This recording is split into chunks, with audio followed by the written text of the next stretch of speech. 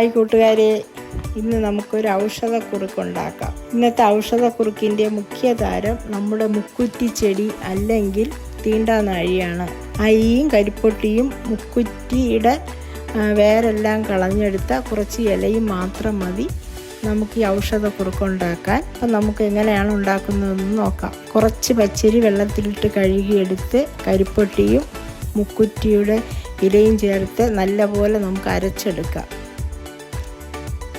അരച്ചെടുത്ത കുറുക്ക് വേറൊരു പാത്രത്തിലോട്ടൊഴിച്ച് കുറച്ച് വെള്ളവും ചേർത്ത് കുറുക്കിയെടുക്കാം. അതിൻ്റെ പ്രത്യേകത എന്ന് വെച്ചാൽ കൈവിടാതെ ഇളക്കണമെന്ന് പറഞ്ഞാൽ അത് കട്ട പിടിക്കാനും ആ പാത്രത്തിൻ്റെ അടിയിൽ പിടിച്ച് കരിഞ്ഞു പോകാനും സാധ്യത കൂടുതലാണ്. അതുകൊണ്ടാണ് കൈവിടാതെ ഇളക്കാൻ പറയുന്നത്. നമ്മുടെ ശരീരത്തിന് ആവശ്യമായ നല്ലൊരു ഔഷധക്കുറുക്കാണ്. അത് റെഡിയായി കഴിഞ്ഞു. ദഹനത്തിനും വയറ് ശുദ്ധിയാക്കാനും സഹായിക്കും. നല്ലൊരു മരുന്നാണ്. എല്ലാവരും ഈ കുറുക്കുണ്ടാക്കി നോക്കണം. എൻ്റെ ഈ വീഡിയോ ഇഷ്ടമായെങ്കിൽ ലൈക്ക് ചെയ്യണം, ഷെയർ ചെയ്യണം, സബ്സ്ക്രൈബ് ചെയ്യണം. സപ്പോർട്ട് ചെയ്ത എല്ലാവർക്കും നന്ദി. അടുത്തൊരു വീഡിയോയിൽ നമുക്ക് വീണ്ടും കാണാം. ഓക്കേ.